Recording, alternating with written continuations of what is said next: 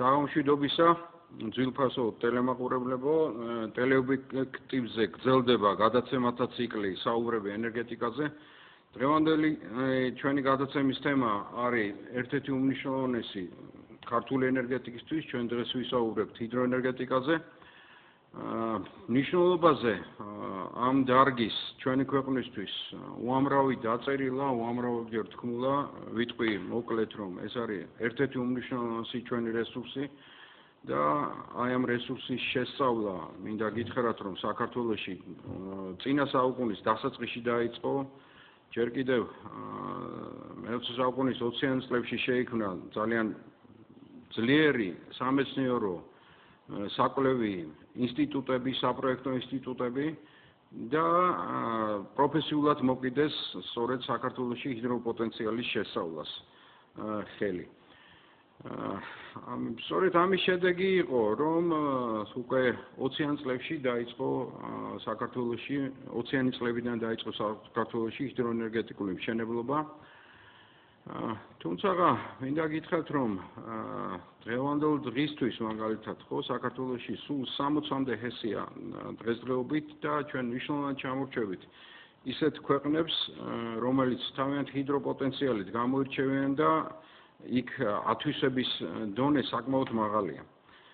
სწორედ ამ თემებზე სასაუბროთ, მე მინდა წარმოგიდგინოთ დღეს ჩვენი სტუმრები, დიდი პატივი მაქვს ამ ადამიანების წარმოდგენის, მე მინდა მე ინსტიტუტი ვახსენე და საქართველოში იყო ერთ-ერთი უძლიერესი ყოფილ საბჭოთა კავშირის ტერიტორიაზე საპროექტო ინსტიტუტი, მისი დირექტორი მრავალი წლის განმავლობაში იყო ბატონი ანზორ ჭითანავა და დღეს ის ჩვენი სტუმარია.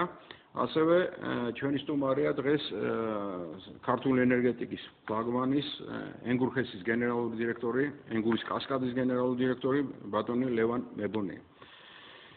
სანამ კითხვებს დავსვავდე ბატონებთან, მე მინდა სწორედ ამ თემას დავუბრუნე, რომ ჩვენთან საკმაოდ კარგი სკოლა იყო, ბატონ ანზორთან მინდა ესა, შესწავლა ჰიდროპოტენციალის ძალიან დიდხანს მიმდინარეობდა საკმაოდ პროფესიულ დონეზე. კი ვამბობთ მუდმივად, რომ საქართველოს მდიდარი ქვეყანა ვართ ჰიდრორესურსებით, 26,000-მდე მდინარე გვაქვს და ეს უფლისგან მოძებული ეს სიმდიდრე გვაქვს. და მინდა ისტორიაზე, ამ დარგის თვითონ შესწავლის ისტორიაზე და დღევანდელ დღეს თუ რა მდგომარეობაშია ეს დარგი და რა პერსპექტივები გვაქვს, აი ამ კითხვით მინდა მოგმართოთ და თავიდანვე მინდა გაგაცხადოთ ბატონ ანზორ და ბატონ ლევან, რომ შესაძლებელია შეგაწყვეტიოთ, იმიტომ რომ სპეციფიკა რომ შემოდის ზარები და თავიდანვე ბოდიში მოგიხდით ამაზე და იმედია რომ აი მოკლედ, იმიტომ რომ ბევრ თემაზე გვინდა ვისაუბროთ და მოკლე პასუხებით თუ შევძლებთ რომ მაყურებელიც დავაინტერესოს ამ უნიშნულოვანეს ქვეყნისთვის ვიქნები ძალიან ბედნიერი. გთხოვთ ბატონ ანზორ. დიდი მადლობა ბატონ დავით პირადად თქვენ მოწვევისათვის, დიდი მადლობა ტელეკომპანია ობიექტივს ენერგეტიკისადმი გამოჩენილი ყურადღების გამო. ჩვენ განებიურებულები არა ვართ ამ ფაქტით და დღეს ნამდვილად მიხარია რომ აი ამ სიტუაციაში თქვენთან კოლეგებთან ერთად მიწევს ლაპარაკი და მოხარული ვარ რომ ეს ხდება ისეთ პერიოდში, როდესაც ჩვენ ქვეყანაში უკვე გარკვეული პერსპექტივები გაჩნდა იმისათვის რომ ენერგეტიკას მიეცეს სათანადო შეფასება. რაც შეეხება თქვენ კითხვას, პირდაპირ გეტყვით რომ 1893 წელს ჩვენ საქართველოში ბორჯომის მცირე ჰიდროელექტროსადგური გქონდა, ავაშენეთ, მხედველობაში მაქვს იმ პერიოდის ხელისუფლებამ ეს გააკეთა, ასე რომ საქართველოში ყველა ჩანასახი ამ დარგის უკვე იმ პერიოდს ემთხვევა, როდესაც მსოფლიოში ეს დარგი იღებდა სასტარტო პირობებს. მე მოხდა ის, რომ საპროექტო ჯგუფმა სამი კაცის შემადგენლობით მე მინდა გვარები დავასახელო, ეს მელიქ ფაშაევი, ალექსანდრე ლოსაბერიძე და სერგო შანშიევი, რომლებმაც შეიმუშავეს პროექტი სახესის, ზემოავჭალის ჰიდროელექტროსადგურის პროექტი 1922 წელს და თქვენ იცით რომ 27 წელს ეს სადგური იქნა გაშვებული წარმატებით. ეს სადგური დღესაც ჩვენივრად მუშაობს. აქედან დაიწყო ჩვენი ისტორია და აქედან თქვენ სწორედ ბრძანეთ, რომ აქედან დაიწყო საქართველოში ენერგეტიკული პროფილის საპროექტო საძიებო სამეცნიერო კვლევითი ორგანიზაციები ჩამოყალიბება და თქვენ როგორც აღნიშნეთ ჩვენ მაშინათვე ესე იგი ამ პერიოდიდან დაახლოებით ამ 50 წლიანი თუ 70 წლიანი პერიოდის განმავლობაში ჩამოგვეყალიბდა ესეთი სტრუქტურები, რომლებიც ძალიან ავტორიტეტული და ძალიან ესე იგი შედეგიანები აღმოჩნდნენ ჰიდროენერგეტიკასთან მიმართებაში, რამაც მხედველობაში. ის რომ საქართველოში ეს გველროს გეგმით არ იყო აშენებული, ეს მინდა დავაზუსტო. მე რამდენჯერმე გამისწორეს ამ სპეციალისტებმა, იმიტომ რომ ისინი მე მოვესწარი იმ პერიოდს, როდესაც ისინი ჩვენთან მუშაობდნენ და გამისწორეს რამდენჯერმე მეგონა გველროს გეგმით ხდებოდა ზახეთის მშენებლობა. არა, არ ყოფილა. ეს სამრეწველო მოთხოვნით და სამრეწველო კომუნალური ინტერესებიდან გამომდინარე, როცა შესაძლებელი გახდა ელექტროენერგიის ტრანსპორტირება, გადაცემა, აი ამასთან დაკავშირებით ადგილობრივი ხელისუფლების მოთხოვნით ეს სადგური დაპროექტდა და გაკეთდა. ამის მერე საქართველოში ძალიან ბევრი ესე იგი მეცადინეობა იყო იმისათვის, რომ დასაბუთება ჩვენი პერსპექტიული განვითარების ყოფილიყო სათანადო სიმაღლეზე და თქვენ იცით, რომ ამ მიმართულებით რამოდენიმე სპეციალიზებული ორგანიზაცია მუშაობდა და ისიც მინდა ვახსენო, რომ საქართველოში პირველად ესე იგი საბჭოთა სინამდვილეში აკადემიკოს გივი სვანიძის ხელმძღვანელობით მოხდა ჰიდროენერგეტიკული რესურსების შეფასება და ეს წიგნი დღესაც სახელმძღვანელო წიგნია ყველა სპეციალისტისათვის და ის ფასდაუდებელია თავისი სიზუსტით, თავისი მოცულობით, მასშტაბებით და ასე შემდეგ და ასე შემდეგ. მაგრამ ისიც უნდა ვთქვა, რომ ბოლო პერიოდში 25 წელიწადია ჩვენ ქვეყანაში ესე იგი თავარი პირობა, ესე იგი ჰიდროლოგიური სურათის, ჰიდროლოგიური მონაცემების მიღების შესაძლებლობები ჩვენთან დაიკარგა. იმიტომ რომ საბჭოთა პერიოდში ეს კეთდებოდა, ყოველდღიური ანათვლები, ყოველდღიური ესე იგი მონაცემები ფიქსირდებოდა და შესაძლებელი იყო მითი სარგებლობა და დღეს მოხდა ისე რომ ეს მონაცემები ჩვენ საერთოდ არ აგვაქვს და ამ მიმართულებით მუშაობა ჯერჯერობით დაწყებულიც არ არის. ეს არის დაფრთხობის ერთ-ერთი საშუალება, როდესაც ინვესტორი მოვა და მან არ იცის და ინტერპოლაციით და ირიბად უნდა გაიგოს არის კლების ტენდენცია, არის მატების ტენდენცია, არის პერსპექტივა თუ არ არის პერსპექტივა. ასე რომ ამ მიმართულებით ესე იგი დღეს ძალიან დიდი სერიოზული პრობლემებია და ეს საკითხი აუცილებლად უნდა გადაწყვეტეს. რაც შეეხება საქართველოში ამ დარგის წარმოჩენას, მისთვის საკმარისია დავასახელოთ მარტო ინგური. 61 წელს, როდესაც ეს პროექტი დამტკიცდა, მისი ესე იგი პარამეტრები იყო იგივე რაც დღეს, მაგრამ ღირებულება იყო სხვა და ეს არ იყო დაკავშირებული ჩვენ უწოდინარობასთან, არ იყო ჩვენი სპეციალისტების ესე იგი გაიოლებულ მიდგომასთან შეფასებისადმი, არამედ ეს იყო პოლიტიკის ნაწილი, რომლითაც ჩვენმა სპეციალისტებმა ჩვენი ხელისუფლების დახმარებით შეძლეს საკავშირო მთავრობისათვის დაემტკიცებინათ, რომ ზოგჯერ ჰიდროსადგურის აშენება უფრო უკეთესია, ვიდრე წყალსადგურის აშენება და ეს გახდა საბაბი იმისათვის, რომ ტიტული გახსნილი ყოფილიყო და ეს მშენებლობა წარმართული ყოფილიყო.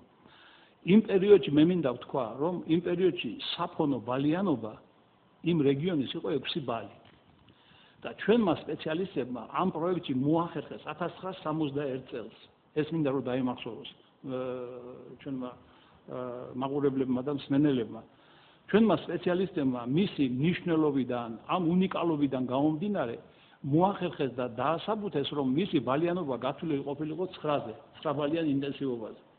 ეს იყო გარღვევა იმ დროისათვის. და დღეს როგორც ესე იგი ვხედავთ ჩვენ ეს თეზისი, ეს მიდგომა აღმოჩნდა ერთადერთი სწორი და დღეს ჩვენ მშვიდად ავართ და გარკვეულწილად ვამაყობთ კიდევაც იმითი, რომ ეს შესაძლებლობა მოგვეცა და დღეს ჩვენი ნაგებობა ამ პირობებში მუშაობს კარგად. რა მინდა ვთქვა კიდევ, მეორე მიღწევა, რომელიც ჩვენ ასევე ჰიდროენერგეტიკაში პრაქტიკულად განვახორციელეთ ჩვენი ქვეყნისათვის, ეს არის ჟინვალის კომპლექსის მშენებლობა. აქ პრაქტიკულად თავი მოიყარა ჰიდროენერგეტიკის კომპლექსურობის ყველა პარამეტრმა. და წყალმომარაგება, ენერგეტიკა, მორწყვა, წყალდიდობასთან ბრძოლა და ასე შემდეგ და ასე შემდეგ. ესე იგი, ეს არის კლასიკური მაგალითი იმისა, თუ როგორ უნდა მიუდგეთ ჩვენ ჰიდროტექნიკურ მშენებლობას და როგორი როლი უნდა მივანიჭოთ მას სოციალური, ეკოლოგიური, ეკონომიკური და თუ გინდათ პოლიტიკური პრობლემების გადაწყვეტის დროს. დიდი მადლობა ბატონო ზორ, ქართულმა ენერგეტიკამ დიდი გზა ჰიდროენერგეტიკამ გაიარა ბორჯომის ჰესიდან ენგურ ჰესამდე და დღეს დიდი პატივია ჭირს რომ ბატონი ლევან მებონეა ენგურ ჰესის გენერალური დირექტორია აქ ენგურით მართლა ენგურ ჰესი მართლა უნიკალური პროექტი იყო უნიკალური მშენებლობის ისტორიითაც პროექტითაც კონსტრუქციული გადაწყვეტილებითაც მე ქონდა ბედნიერება რომ როცა იტალიაში ხანგრძლივად გავხდით 99 წელს მილანის პოლიტექნიკურ ინსტიტუტში მეოთხე კურსის სტუდენტებთან რო შევედი და ნახე რომ ენგურის პროექტს სწავლობდნენ და რომ უთხარი და საკმაოდ ისეთი თემა იყო ჩემთვის ამაღელვებელი თემა იყო იმიტომ რომ გაკრული აუდიტორიაში იყო ნიკურაძის გრაფიკები ცნობილი ქართველი ჰიდრაულიკის რომელიც და ყველა ჰიდრაულიკა მსოფლიოში იცის ამ ადამიანის შესახებ და მისი გრაფიკები იყო და რომელიც გერმანიაში მოღვაწეობდა ერთ-ერთ ბრწყინვალე ლაბორატორიაში და ერთ-ერთი წარმატებული ჰიდრაულიკოსი იყო იმ პერიოდის და რო უთხარი რომ მე ვთხარი მე იმ ქვეყნიდანა ვარ სადაც ნიკურაძეა დაბადებული და სადაც ეს არის სწორედ ამ თემაზე მინდა ბატონ ლევანს დაუსვა კითხვა მაყურებელმაც მინდა იცოდეს რომ თუ რა როლი შეასრულა და მე მინდა ბატონ ლევანისგან რომ ქართულ სინამდვილეში დამოუკიდებელი საქართველოს შემდგომაც აი ენგურ ჰესმა შეასრულა უზარმაზარი როლი როცა ენერგეტიკული მდგომარეობიდან გამოსვლაზეა საუბარი და რომ კრიზისიდან თავის აღწევაზე აქაც ენგურის როლი არის უზარმაზარი სწორედ რეაბილიტირებულმა ენგურ ჰესმა მოახერხა ის რომ უზარმაზარი ტვირთი აიღო თავის თავზე მე მინდა ენგურ ჰესზე დღევანდელ მდგომარეობაზე ბატონ ლევან მთელი კასკადის ენგურ ჰესისა და ვარნილის დღევანდელ მდგომარეობაზე და რა სამუშაოები ჩატარდა ბოლო 10 წლების განმავლობაში აი ამაზე მინდა რომ მოკლედ მითხრათ მადლობთ ბატონ დავით მოწვევისთვის მოგესალმებით ტელემაყურებელს მადლობთ ენგურ ჰესის შესახებ არასპეციალისტებმაც გიციან ჩვენს ქვეყანაში რასამონათლეს სადგური ერთ-ერთი უნიკალურია მსოფლიოში თავისი პარამეტრებით თაღოვანი კაშხლით 16 კილომეტრიანი სადერვეცე გვირაბით და მიწისქვეშა სადგურით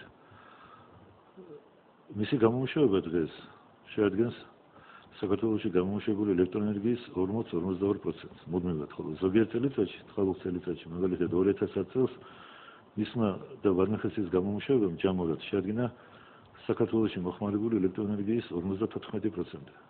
აქ ალბათ ყველაფერი გასაგებია და კომენტარი ზედმეტია. 90-იანი წლების ნგრევამ სამწუხაროდ რაც ჩვენს ქვეყანაში იყო ძალიან მძიმე დაღი დაასვა ამ ნაგებობას 5 აგრეგატიდან წარმატება ითვლებოდა თუ 3 მუშაობდა მუდმივად 2 მუდმივად დაზიანებული აბსოლუტურად იზოლირებული და მოწყვეტილი ვიყავით ჩვენს ძირითად მომწოდებლებს რომლებიც იყვნენ რუსეთიდან უკრაინიდან ერთი დაზიანებული აგრეგატიდან მეორეზე რაღაც გადაქონდა იქიდან მესამეზე და ჯახირი და წოლებით რაღაც მაინც მუშაობდა არ გაჩერებულა 1 წუთი და იმ წლებში 93-დან დაწყებული 2003-მდე მაინც ენგურის როლი იყო უდიდესი მართალია მაშინ დამახინჯებული პარამეტრებით მუშაობდით ენერგიის სისტემაში 42% და ალბათ 42 ჰერცის სიხშირით ისი ანალოგი ალბათ სოფლიოში არ არის მართლა ჩვენ შეძლებთ თითქმის განადგურებამდე მივიყვანეთ მოწყობილობები მაგრამ იმ წლებშიც კი ენგურის წვლილი უზარმაზარი იყო 30-35% იყო გამომუშავებული ელექტროენერგიაში 97 წლიდან ბატონ დავით თქვენ გახსოვთ თქვენ იყავით ერთ-ერთი ინიციატორი დაიწყო ევროპის განვითარებისა და რეკონსტრუქციის ბანკის დახმარებით შესწავლა ენგურის რეაბილიტაციის პროგრამის ჩაერთვნენ უცხოელი კომპანიები და 2004 წლიდან 2013 წლიდან დაიწყო აქტიური სამუშაოები ძალიან დიდი მოცულობის თანხებით დაიხარჯა უზარმაზარი მატერიალური და ფიზიკური რესურსები ინტელექტუალურიც და დღეს შეგიძლიათ ჩავთვალოთ რომ ენგურ ჰესი არის ძალიან საიმედო ნაგებობა დანერგილია კაშხალზე თანამედროვე მონიტორინგის სისტემა, რომელიც აკონტროლებს კაშხლის ქცევას, აქ მონაწილეობას იღებს დაახლოებით 5500 საკონტროლო გამზომი აპარატურა, ეს მოდის პერმანენტულად კომპიუტერულ ქსელში და მონაცემების დამუშავება ხდება ავტომატურად. გვაქვს ურთიერთობა თავდაპირველ დამპროექტებთან, მოსკოვის ინსტიტუტთან, ასევე შვეიცარიულ კომპანიებთან, ფრანგულ კომპანიებთან და მუდმივად მოვდის შეფასებები და საქართველოში კიდევ ინზერცია მიგდან მუდმივად მოვდის შეფასებები, რომ ნაგებობა არის კარგ მდგომარეობაში. ასევე ჩატარდა გვირაბის გარკვეული საშიში მონაკეთების გამაგრების სამუშაოები. თუმცა აღმოჩნდა, რომ 2015-დან 2016 წელს ჩვენ აუცილებლად მოგიწევს ხესის მთლიანი გაჩერება დაახლოებით 3 თვით, რომ დარჩენილი ზოგიერთი მონაკეთი გავამაგროთ, რომ საერთოდ თითქმის არ ქონდეს იმის განსხვავება, რომ რამე მოხდება. მთლიანად ესე იგი 4 აგრეგატი დამთავრდა მთლიანად, ეს განახლდა თანამედროვე, შეიძლება თქვა, რომ თანამედროვე მოთხოვნების მოწყობილობა დამონტაჟებული და ნოემბერში მთავრდება ბოლო მეხუთე აგრეგატის რეაბილიტაცია. 2010 წელს 2010 წელი იყო გამორჩეულად წყალუხვი წელი, მაგრამ მასში იმ პერიოდში ჰქონდა 3 რეაბილიტირებული აგრეგატი და 2 საკმაოდ ესე შემდგომარეობაში. და პირველად ემგურჰესის ისტორიაში გამომუშავეთ საპროექტო მონაცემები დადგენილი გამომუშავება 4 მილიარდ 330 მილიონი კილოვატ-საათი პლუს იმავე წელიწადს ვარნახესმა გამომუშავა 700 მილიონი კილოვატ-საათი და ჯამში იყო 5 მილიარდ 300 მილიონი, რაც სარეკორდოა და იმ წლის საქართველოს მოხმარებაში იყო დაახლოებით 53%.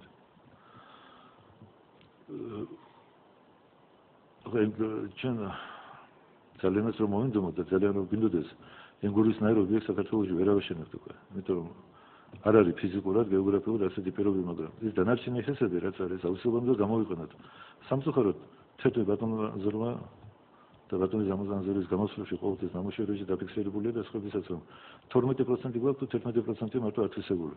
ეს არის კატასტროფა ჩვენთვის. ეს არის ჩვენი ერთ-ერთი რესურსი. ჩვენ ხშირად საუბრებში ადამიანები ამბობენ, როგორ გავმართავთ თქვა იმ ქვეყნებს, სადაც ნავთობი არის. არ არის ეს სწორი, ეს ნავთობი გამოწვევადია ხო, წყალი განახლებადია, ჩვენ უფრო მდიდრები ვართ, იმას ჩვენურად გამოვიყენეთ. ახლა გავაგრძელებ ამ რეაბილიტაციის თემას, ახლა ჩვენ ვაწარმოებთ ვარნიხის პირველი რეაბილიტაციას, რომელიც სიმძლავრით არის მეორე სადგური. ბატონო, ვარნიხის თემას დაუბრუნდები, მე მინდა ისევ ამ თემას, რაზეც დაიწყეთ საუბარი თქვენ ჰიდროენერგეტიკულ როლზე და აი 11-12%-ზე, რომელიც არის ათვისებული, აი მაგ თემა მინდა გავაგრძელოთ და შემდეგ აუცილებლად ვისაუბრებთ ვარნაზე. უნებრივია, კიდევ ერთხელ ვამბობ, რომ 60 ჰესია აშენებული საქართველოში. თუ შევადარებთ პატარა შვეიცარიას, რომელსაც გაცილებით პატარა ტერიტორია უჭირავს ვიდრე საქართველოს. ხო, იქ არის 550 ჰიდროსადგური, როგორც გითხარით, 250 სადგური არის წყალსაცავენი.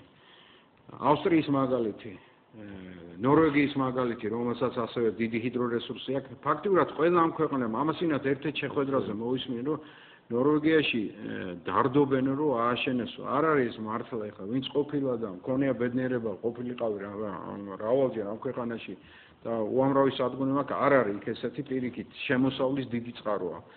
ნორვეგია ექსპორტზე გააქვს ელექტროენერგია, ისევე როგორც ბუნებრივი გაზი იმ ქვეყანას მის საშუალება აქვს, მაგრამ ელექტროენერგია არის ძალიან მნიშვნელოვანი საექსპორტო.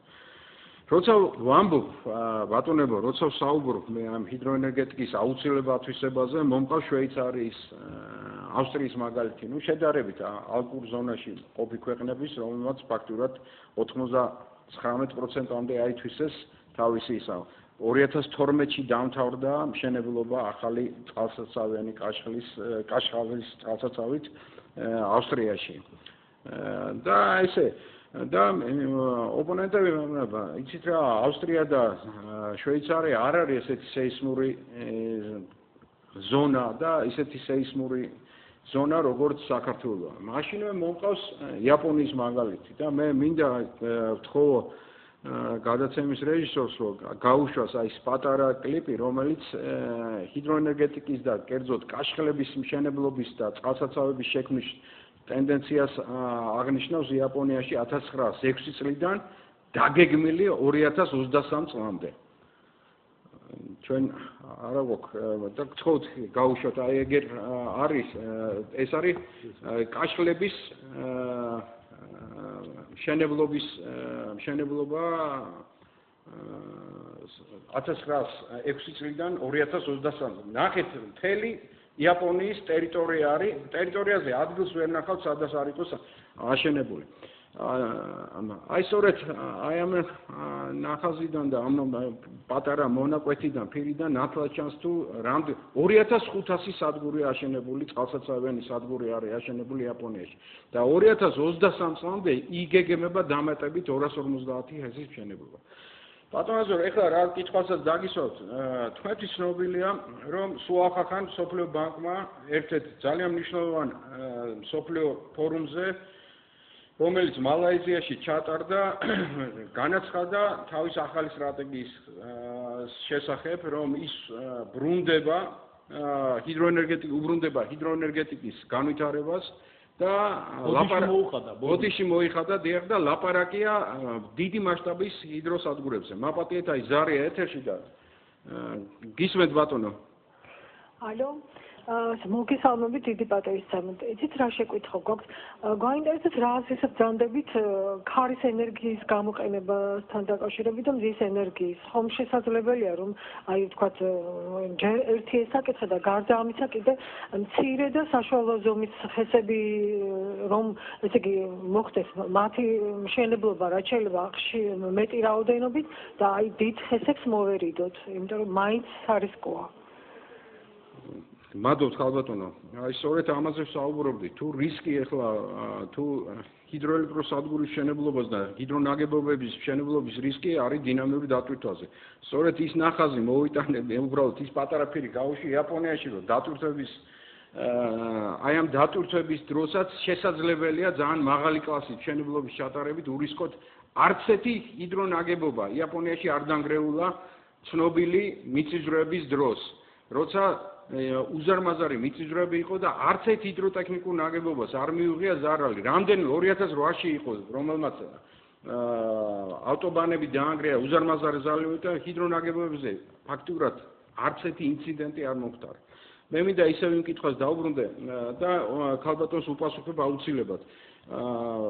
ბატონო, აი ეს სტრატეგია შეცვალა. თვლიან რომ ეს არის განახლებადი ენერგიის ისეთი უპირობო წყარო, რომელმაც აუცილებლად უნდა მოახდინოს შერბილება სათბური გაზების ემისიის პერსპექტივაში და ამიტომ გამოწვეულია სწორედ რომ დიდი მასშტაბის $1 მილიარდ დებს სოფლიო ბანკი სწორედ სტიმულირებისთვის აი ესეთი ტიპის ჰესების მშენებლობისთვის განვითარებად ღარიბ ქვეყნებში. განვითარებაში ყველგან ათვისებულია. კიდევ ერთი ზარია და გისმენთ.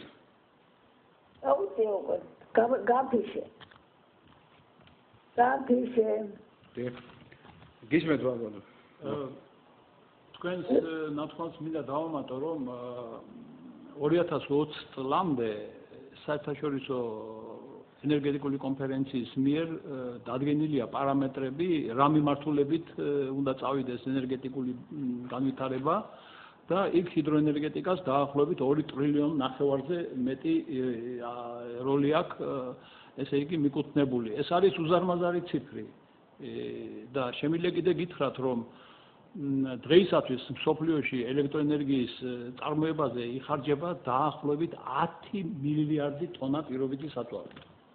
ეს არის კიდე უზარმაზარი ციფრი თავისი ინფრასტრუქტურით, თავისი ესე იგი ნაგებობებით, ეს ძირითადი ფონდები და ასე შემდეგ და წარმოიდგინეთ, რომ ეს ყველაფერი ერთად აღებული არის ისეთი დიდი ესე იგი მეურნეობა, რომელსაც ანალოგია რა აქვს სოფლიოში და მისი მართვა პრაქტიკულად ესე იგი არის ძალიან რთული, ძალიან ძნელი, მაგრამ მიუხედავად ამისა დემოგრაფია, კლიმატი, წყალის მოთხოვნილება, საჭმელზე მოთხოვნილება და ასე შემდეგ ჩვენ გვეუბნება რომ ჩვენ მაინც უნდა გამოავითაროთ ენერგეტიკა და ეს მოთხოვნილება 10 მილიარდიდან გაიზრდება 12-13 მილიარდამდე, მაგრამ გარკვეული დროის მერე მოხდება სტაბილიზაცია.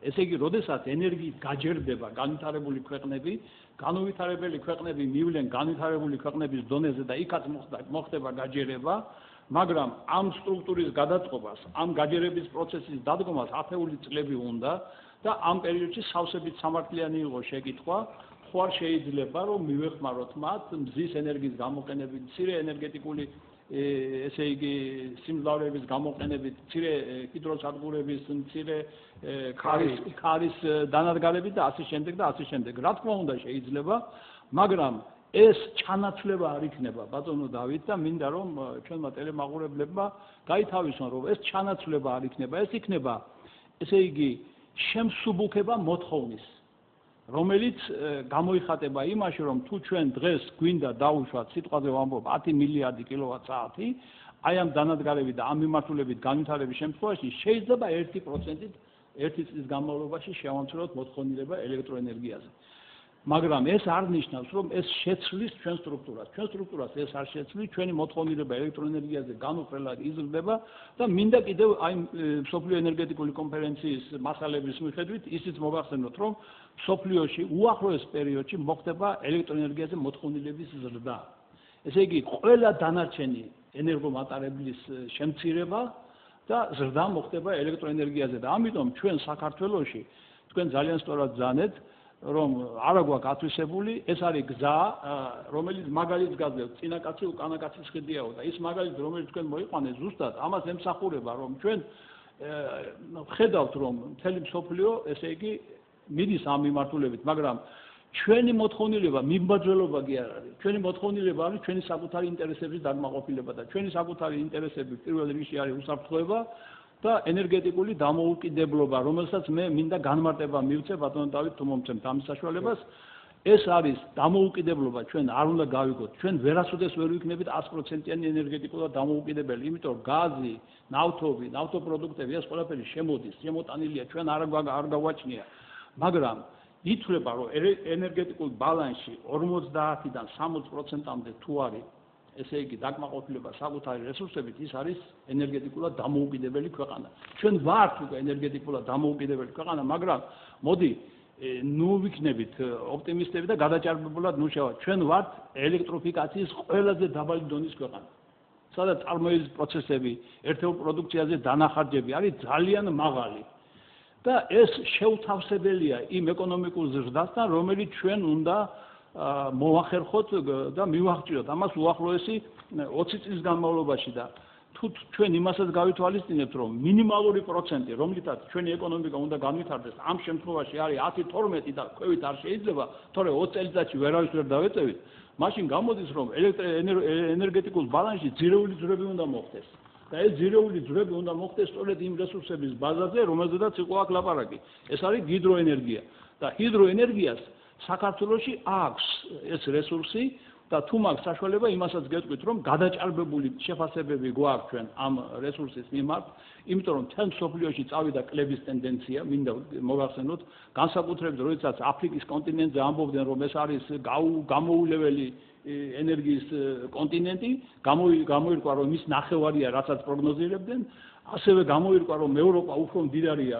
ენერგეტიკული რესურსებით ვიდრე იყო გამოცხადებული და ამერიკა სამხრეთ ამერიკა და ამერიკის ჩრდილოეთი ნაწილი კიდევ მდიდარია და რუსეთი არის მდიდარი და ჩვენ ვართ მდიდრები მაგრამ ისიც უნდა ვთქვა რომ უკვე გარკვეული ტენდენციებიც არის კლების ბატონო დავით ესე იგი ჰიდროლოგიაში გარკვეული ძვრები მოხდა და ეს ძვრები ჯერჯერობით ჩვენ არ გვეხება, მაგრამ ამ მასალების უქონლობის გამო, რომელზედაც მე მქონდა ლაპარაკი, ჩვენ ივიბად ვაკეთებთ დასკვნებს, პირდაპირ დასკვნების გაკეთება და ესე იგი სტატისტიკური მონაცემებით არ შეგვიძლია, ეს არის ძალიან ცუდი, ამიტომ ჩვენ ყველაფერი უნდა გავაკეთოთ იმისათვის, რომ ინვესტორს კითხვის ნიშანი არ დაებაროს.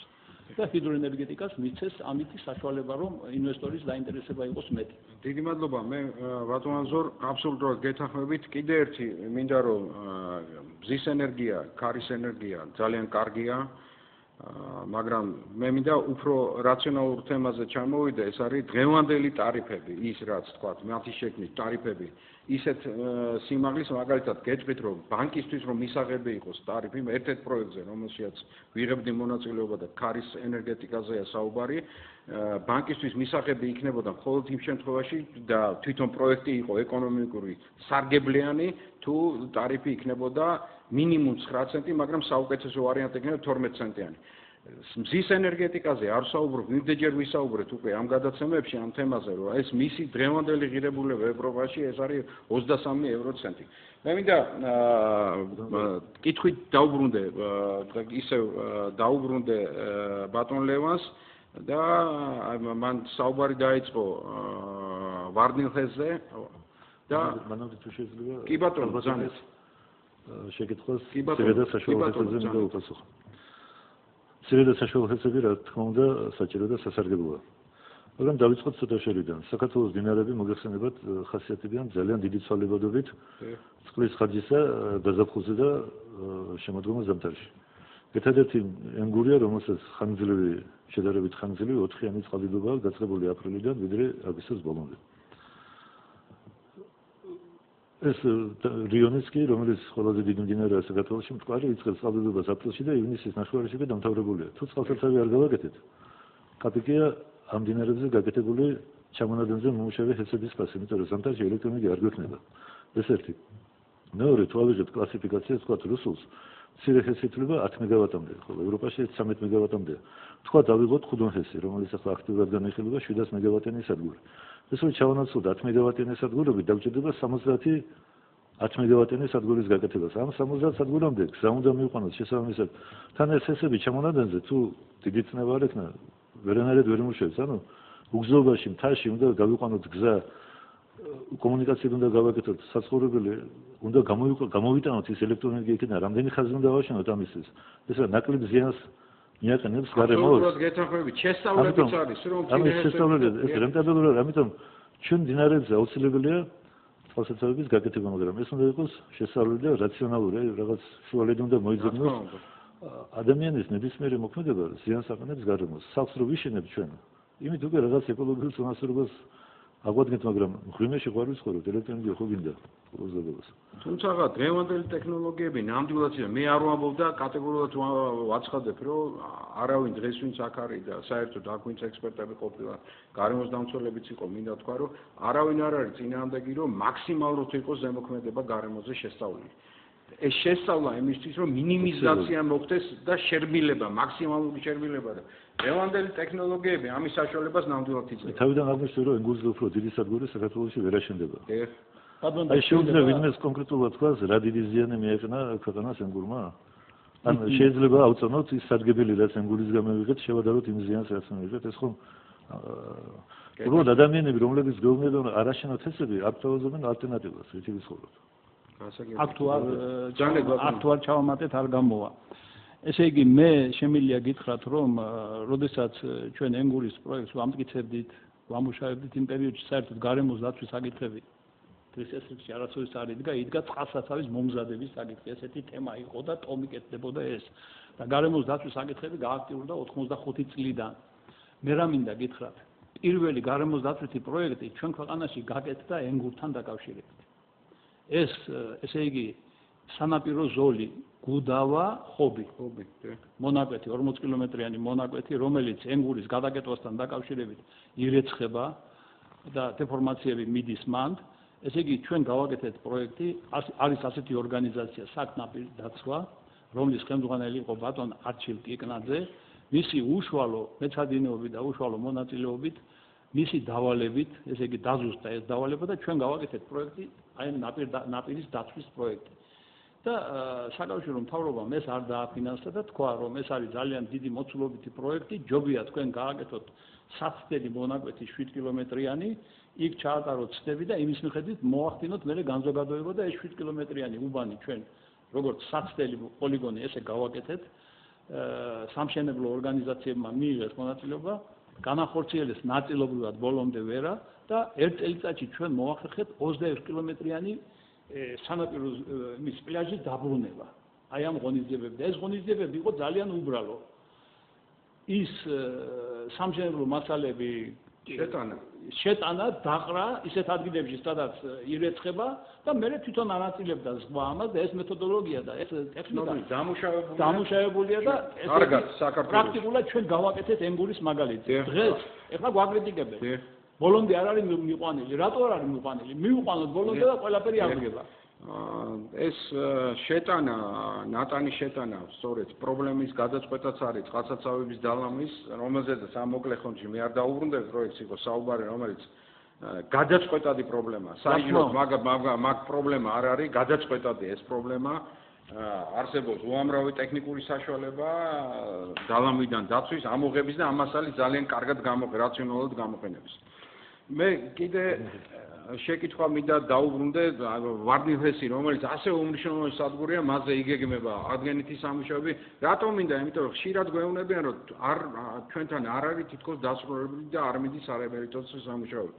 ვარდნიხლესი ერთ-ერთი ბოლო სადგურია დღეს, რითაც სრულდება, შემიძლია აი ეს გენერალური რეაბილიტაცია ამ კასკადზე სრულდება და აი ამის შესახებ ცოტა დეტალურად რამდენიმე ვარდნიხლესი სიმძლავრით არის მოგეხსენებათ მეორე სადგური საქართველოში 220 მეგავატის სერიოზული სადგურია. ევროპის საინვესტიციო ბანკის დახმარებით, ხელისუფლების დროს გაფორმდა ეს ხელშეკრულება ემბურგესა და ევროპის საინვესტიციო ბანკს შორის. სამხრეთი ხელშეკრულება პროფესორად ფინანსთა სამინისტრო ევროპის საინვესტიციო ბანკი და ემბურგესი და ძალიან სერიოზული და მოცულობითი სამუშაოები ტარდება. პირველ რიგში აქცენტი არის აღებული უსაფრთხოებაზე. კაშხლის მონიტორინგი, სიღრმული წყალსაშლის სამუშაოება, ზედაპირული წყალსაშლის კაპიტალური რემონტი, მარჯვენა ფერზე მოგესალმებით არის პრობლემა, მისი სტაბილიზაცია, მონიტორინგის სისტემის აწყობა, ელექტრომექანიკური მოწყობილობების მთლიანი შეცვლა და ასე შემდეგ. ეს დაახლოებით არის 2 წელნახევრიანი პროგრამა, შეიძლება სამწაუნდე გატანოს იმის გამო, რომ ცოტა რთულ რეგიონში ვარ და იქ მისვლა ჭირს, მაგრამ მაინც ახერხებთ ამას რაღაცნაირად. და მე ვფიქრობ, რომ 2 წლის შემდეგ, მაქსიმუმ 3 წლის შემდეგ ეს იქნება ძალიან საიმედო სადგური. საიმედობაში ელექტროენერგიის გამოშვებას მარტო არ გულისხმობ. თავარია ნაგებობების საიმედობა. ძალიან ცნობილი კომპანიები მონაწილეობენ. 2 კომპანია ესპანური, ერთი ფრანგული, კიდევ ერთი ტენდერი ჩატარდება და ადგილობრივი სპეციალისტების ყველა ჩვენია. დიდი მადლობა, ბატონ ლევან. მე ყოველთვის იგრძნობა კიდევაც, რომ ეს დარგი ჰიდროენერგეტიკა დღეს აი ინვესტორების მხრივ არის ყველაზე ისეთი დარგი, რომელსაც ყველაზე მეტი ყურადღება და ყოველ შემთხვევაში ჩანს, რომ აი ამ მიმართულებით მზად არიან ინვესტიციების განხორციელების ბატონს. და კითხვა მინდაო, არის თუ არა კლიმატი, საინვესტიციო კლიმატი შესაბამისი ქვეყანაში ამ მიმართებით. მინდა ეს თქვა უბრალოდ და რა კომპონენტზე მინდა გამომახვილო. თუ ჩვენ ტარიფის სტრუქტურას მე იმდენჯერ ვსაუბრობ ამ ტარიფზე ჩვენ გადაცემებში, რომ ძალიან მცირეა ჩვენთან გენერაციის ტარიფი. ძალიან მაღალია პროცენტულ შემცველობაში სადისტრიბუციო კომპანიისა და სხვა კომპანიების დანამატით ძალიან მაღალი ტარიფი გამოდის, რაც სხვა ქვეყნებში ნამდვილად არ ხდება. მე მიმაჩნია, რომ აი ესეთი გადაწყვეტა არის, აი ესეთი პრობლემა გარკვეულ შიშებს ინვესტორებისთვის ქმნის, რომ ჩვენთან აი ეს ტარიფი ძალიან დაბალია და მიმზიდველობა ნაკლებად არის, მცირდება ამის გამო. თქვათ ახალი ობიექტების. თქვენი აზრი მაინტერესებს, როგორც ამ დარგის. ბატონ დავით, ყველანაირად ლოგიკურად, პრაქტიკულად მთელ მსოფლიოში მიმდინარე ტენდენციების მიხედვით ტარიფი არსად არ კლებულობს. მთელ მსოფლიოში ასეა. ვერც დაიკლებს, იმიტომ რომ თქვენ იცით, რომ ნავთობის ფასი დარბის იქით-აქით, მაგრამ ყოველ შემთხვევაში ქვევით არ ჩამოდის და ჩამოდის, მაგრამ ერთი დღით და მერე ისევ მატულობს. რთულდება აუთვისებელი უბნების, აუთვისებელი, ესე იგი, პროდუქტების ენერგომატარებლების ათვისება, ამასთან დაკავშირებით რთულდება, ესე იგი, მისი მოპოვება, ტრანსპორტირება, ასე შემდეგ და ასე შემდეგ და ეს ყველაფერი არის დაკავშირებული ფასთან. რაც შეეხება საქართველოში მიმდინარე პროცესებს, სამართლებრივ უზრუნველყოფას, არის თუ არა თქვენ ეს პირობა, ეს დასვით ესეთი კითხვა, არის თუ არა კლიმატი იმისათვის, რომ ინვესტორი დაინტერესდეს, კლიმატი ნამდვილად არის, იმიტომ რომ ეს რესურსი ჩვენთან არის. მაგრამ ის რომ როგორი სუფრაზე, როგორი პროდუქტი უნდა მიიტანო, როგორ უნდა შეკაზმო ის და როგორ უნდა გაალამაზო, აი ეს ტენდენცია ჩვენთან არ არის და ამიტომ ინვესტორები ამას თავიანთი შემოქმედებით და თვითშემოქმედებით ახერხებენ და რომელსაც მე კატეგორიულად არ ვეთანხმები და მიმაჩნია, რომ ეს არის დანაშაულებრივი მოქმედება, არ შეიძლება ჩვენი რესურსის განკარგვა მოხდეს ბაზრის ინტერესებიდან გამომდინარე და იმ ინვესტორის იმიდან გემოვნებიდან გამომდინარე, რომელიც ფიქრობს მარტო იმაზე, როგორ გაიტანოს ეს. მე ვარ ორიენტირებული იმაზე, რომ ეს მოხმარდეს ჩვენს ეკონომიკას, პირველ რიგში მოხმარდეს ხალხის კეთილდღეობას და თქვენ იცით, რომ ჰიდროენერგეტიკა ეს არის შრომატევადი და ეს ნიშნავს იმას, რომ დასაქმების მაღალი მაჩვენებლებები გვექნება აქ, ვიდრე კაპიტალდებადია. ამიტომ ჩვენ უნდა გავიყოთ გეზი იქითკენ, რომ რაც შეიძლება მეტი ხალხი დავასაქმოთ აქ. და რაც შეიძლება უნდა გავხადოთ მიზიდველი ჩვენი პროექტები და ხალხის კეთილდღეობა უნდა განსაზღვრავდეს ფასთან დამოკიდებულებას და ეს მომავალში ალბათ დარეგულირდება. ეხლა ამ ეტაპზე ის ცვლილებები რაც ხდება ფასებთან იმასთან ეს განჭის საგანი არ არის, იმიტომ რომ ეს არ არის ის პერსპექტივა, რომელსაც ელოდება ხალხი ჩვენგან ხალხი ელოდება იმას, რომ ის იყოს ენერგეტიკულად უზრუნველყოფილი და იყოს ჩვენი წარმოება გამართული და ჩვენი ეკონომიკა გამართული. ეს არის თავი. მადლობა ბატონო, ერთ სიტყვას დავამატებ უბრალოდ, რომ მიმაჩნია, რომ აი ამ თემაზეც რომ დისპროპორცია არის აშკარად, რაც ვახსენე რომ არის და ეს გარკვეული სამუშაოა იგივე ენერგეტიკის სამინისტროს და პირველ რიგში მარეგულირებული კომისიისთვის, რომელმაც ამაზე მაქსიმალური ყურადღება უნდა დაუთმოს ამ საკითხს. ბატონო დავით, ტარიფთან დაკავშირებით ჩვენთან ენგურხეში ძალიან ბევრი ინვესტორი მოსულა, რომელიც დაინტერესებულია შეისყიდოს იაფი ელექტროენერგია იმისთვის, რომ გახსნას რაღაც საწარმო საქართველოში, თქვა მეტალურგიული კომბინატი, გადამამუშავებელი მრეწველობა, ავტოქარხანა და ასე შემდეგ და ასე შემდეგ. ძალიან ბევრი, მაგრამ სამწუხაროდ ენგურხეს არ აქვს იმდენი ელექტროენერგია, რომ ასეთ ინვესტორებს მისცეს იაფი ელექტროენერგია. მე ვფიქრობ, რომ უმჯობესი იქნებოდა, რომ დიდი ჰესები გაეშენებინა სახელმწიფოს. გრძელვადიანი შესახებ დაედო დაბალი ტარიფი, ეს ამას შეიძლება უფრო მეტი ინვესტორი მოიზიდოს ქვეყანაში, არა ენერგეტიკის დარგში, არამედ სხვა მიმართულებით და მეტი სამუშაო. ნებისმიერი ჰესის მშენებლობა დამთავრდება 5-6 წელიწადში. იქ არ არის მეტი სამუშაო ადგილი. მაგრამ თუ აშენდება ქარხანა იაფ ელექტროენერგიაზე, ის წლობით იმუშავებს და ხალხი წლობით დასაქმდება. ამიტომ მცირე და საშუალო ჰესები შეიძლება ინვესტორებს დაუთმოთ, მაგრამ დიდი ჰესები, მგონი რომ სახელმწიფომ უფრო მეტი აქტიური მონაწილეობა უნდა მიიღოს ამაში. შეიძლება ეს სადავო საკითხია, მაგრამ შესაძლოა საფორეს. ბუნებრივია ეს წინადადება განსაკუთრებულია, თუმცა შეიძლება სხვა მოსაზრებაც არის ამ მიმართულებით და ყოველ შემთხვევაში არის გარკვეული მოსაზრებები, თქვათ, რომელიც ოპონირებს აი მოსაზრებას, რომ მარტო სახელმწიფო. ანუ თქვათ, შერეული ინვესტორისა და სახელმწიფოს მონაწილეობა შესაძლებელია, ხო, რაღაც აი დაკეთეს, ხო, შესწავლის საგანი ნამდვილად არის. ბატონო ზორ, კიდევ ერთხელ უბრუნდები, დამოუკიდებელ საქართველოს ააშენა სულ ერთადერთი ჰიდროსადგური აშენებული. ეს არის 24 მეგავატიანი ხადოვის ჰიდროელექტროსადგური, რომელიც დაიწყო 99 წლის ბოლოს და დამთავრდა 2003-ში. შემდეგ არ აშენებულა. თითქოს ვამბობთ, რომ აი ამ პერიოდში 13 წელი გავით. 13 წელიწადში ქვეყანას, რომელსაც აქვს უზარმაზარი რესურსები, რეალურად ერთი სადგური ამას გარდა ვერ მოახერხა აშენება. ამიტომ, როცა ჩვენ საინვესტიციო კლიმატზე საუბრობთ, არის რაღაც გარკვეული პრობლემები ეთყობა. იმიტომ რომ დაგეთანხმებით, რომ ეს არის ბაზრის ჩამოუყალიბება, ესეც არის დღეს, რომ ის ბაზარი, რომელიც დღეს არის ჩამოყალიბებული, გარკვეულ რეფორმებს მოითხოვს. და მე მგონი ნებისმიერ შემთხვევაში ყველაფერი ისე უნდა განვითარდეს, რომ საინვესტიციო კლიმატი აი ამ დარგში, სადაც გვაქვს საშუალება მოვიზიდოთ ინვესტიციები და ქვეყანაში ინვესტიციების შემოსვლა მისი კეთილდღეობის, მისი ეკონომიკური მდგომარეობის აღორძინებაზე მეტყველებს და საბოლოო ჯამში თითოეული ადამიანის კეთილდღეობაზე და მე მგონი მაინც რაღაც არის გასაკეთებელი ამ მიმართებაში და აბსოლუტურად გეთანხმებით იმაში, რომ შიგა რესურსების და რეფორმირების თვალსაზრისით შეგვიძლია ჩვენ როცა ვამბობთ და კიდე იმ თემას უბრუნდებით, ტარიფი შესაძლებელია ჩვენთან იყოს უფრო გენერაციის მხარეს, რაც შიდა მოხმარებისთვის იქნება, თქვა, იგივე ახალი ჰესი შეიძლება გამოყენებული იყოს შიდა მოხმარების და არ იყოს მაგალითად მარტო ექსპორტზე ორიენტირებული. სულ 2 წუთი დაგვრჩა და თითო-თითო. რა თქმა უნდა, მე აბსოლუტურად მესმის ის ტკივილი, რაც თქვენ თქვით, რომ ჩვენ არა გვაქვს, ესე იგი, წინსვლა. პირველ რიგში ეს აიხსნება იმით, რომ ჩვენ არა გვაქვს სათანადო მომზადებული დოკუმენტაციები იმისათვის, რომ ინვესტორს შევთავაზოთ ჩვენ სათანადო დასაბუთებული წინადადებები. და ეს წინადადებები თუ ფრაგმენტულია და ლოკალურად გულისხმობს რაღაცა ენერგიის მოპოვებას, გადაცემას და ესე იგი შეთანხმებას ხელისუფლებასთან, ეს არ არის საკმარისი. წყალი ეს არის რესურსი, რომლის შესწავლას და რომლის დასაბუთებას და გამოყენებას სჭირდება ძალიან მრავალმხრივი მიდგომა. ეს მიდგომა რო არა გვაქვს და ეს რო არა გვაქვს დასაბუთებული და ეს მომენტი ჩვენ ქვეყანაში რო ძალიან სუსტად არის, ეს არის ყველაფრის თავი და ბოლო. ბატონო, დიდი მადლობა. ბატონო ლევან, დღევანდელი მდგომარეობა ძალიან მოკლედ. წყალსაცავში რა მდგომარეობაა, როგორ აქვს წელს წყალსაცავში ამ პერიოდში ენგურჰესი ივსება და ძალიან მოკლედ ორი სიტყვით თუ შეგიძლიათ.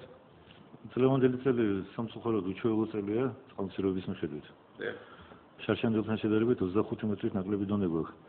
თუმცა დღეს და გუშინ ცოტათი მოემატა იმედია შეიძლება წყალსაცავი, მაგრამ მაინც ამას საქართველოს მდგომარეობა არ არის. კარგით, დავუმატებ რომ ეს ოპტიმისტური ვაშენოთ უნდა ოპტიმისტური პროგნოზი არ არის, მაგრამ მე მინდა პირველ რიგში ჩვენ სტუმრებს გადაუხადოთ ძალიან დიდი მადლობა, ძალიან საინტერესო საუბრისთვის. მე ვფიქრობ, რომ მაყურებლისთვისაც იყო საინტერესო, იმიტომ კიდევ ერთხელ გავიმეორებ, რომ ჰიდროენერგეტიკა არის ის დარგი, რომელიც მიცემს საშუალებას ჩვენი ქვეყნის ეკონომიკის აღორძინებას.